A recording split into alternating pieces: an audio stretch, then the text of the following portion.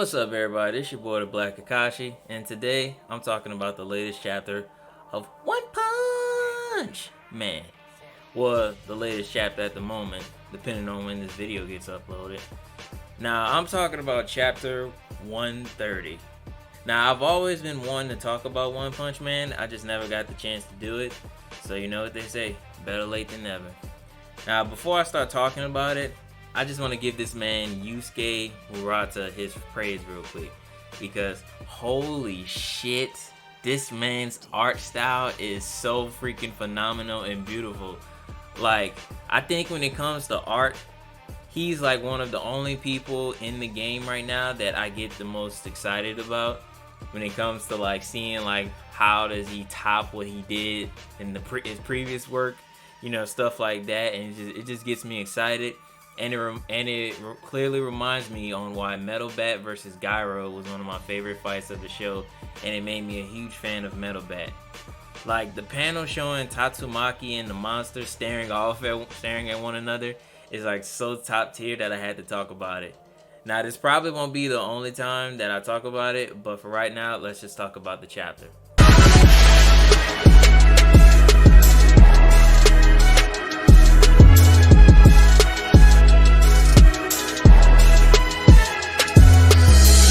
This chapter was short and sweet, like most One Punch chapters, but it gave us a hint at how strong Tatsumaki really is and why she's that bitch.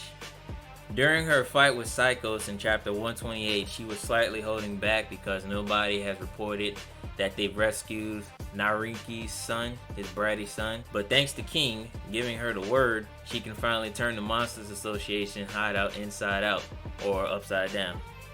Using the terminals that Child Emperor gave everybody before the mission, Tatsumaki was able to create a barrier for everyone to protect them from the havoc she's about to cause. Her tremors were so strong that even the Hero Association could feel it, or maybe I read that wrong. They were probably just reacting to the hologram that it was projecting. At this point in the story, City Z will probably be destroyed after this battle because they showed Saitama's house like shaking and everything else, like every building in City Z was shaking. So pretty much at this point, if this city somehow survives all of this, Saitama, not only is Saitama OP, but this nigga's house is OP. We might have to have a debate on who's stronger, Saitama's house or Saitama.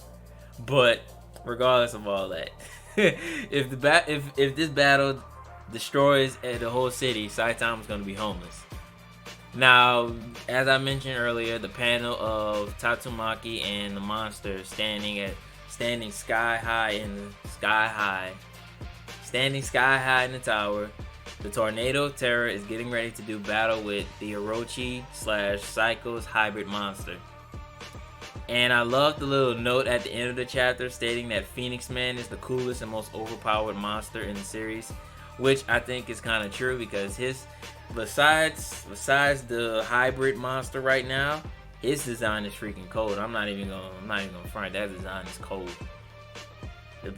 How did they turn an annoying little monster into something so badass? I don't know how they do it, but it's not up for me to answer the questions.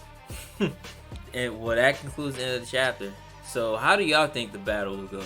Will it be a landslide, or will it be, you know, an even match, but Tatsumaki will get the victory overall? Or will Fubuki join the fight and we get a badass sister team up?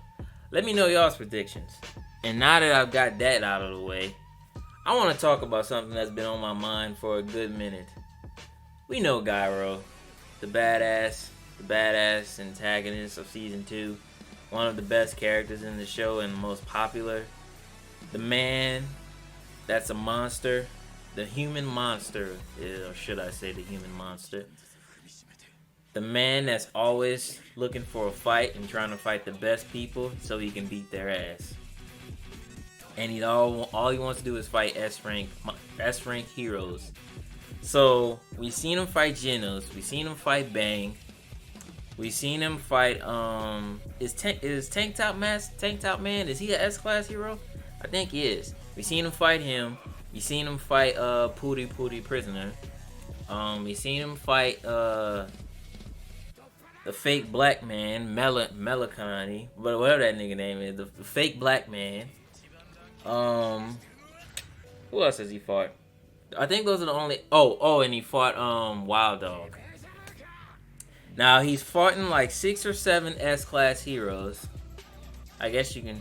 Well, I guess if you want to count 8, if you want to count King, it'll be like 8 or 9. Because Saitama is above S, but he's an S-class hero in an A-rank class. Or B. I think he's a B. But anyway, so he's fought like 7 or 8 heroes if you include Saitama and King.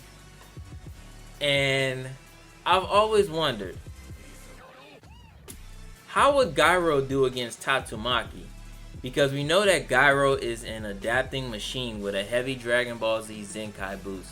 But how would he do against one of the most OP characters in the show? Like, we saw him get his shit rocked by so many people, and he's found a way to bounce back and fuck them up. Except for Wild Dog. He's even able to learn people's moves on the fly. But okay, real talk though. If Garou actually fought her and somehow learned to do telekinesis, like, bruh, that would be the biggest ass pull in anime history. Like, I'll let certain shit slide, but this, I couldn't let slide. After fighting he's copied Wild Dog's fighting style. He used Bang and Bomb's signature duo move with just his 2 hands, and even found a way to copy Metal Bat's fighting spirit. If he's able to copy fighting spirit, the sky's the limit with this dude, bruh. So maybe he could learn telekinesis. But real talk though, that would be the biggest ass pull I've ever seen. Like, not even Jotaro learning time skip. Well, not time. Why I say time skip? Learning to stop time would top this ass pull. I don't even think we'd be able to top it. Like, damn, man. Man, after that, I feel like making a Garou video, low key, bro. I might have to work on a Garou video after this. But thanks for watching the video. Leave a like and comment, and I'll see you in the next one.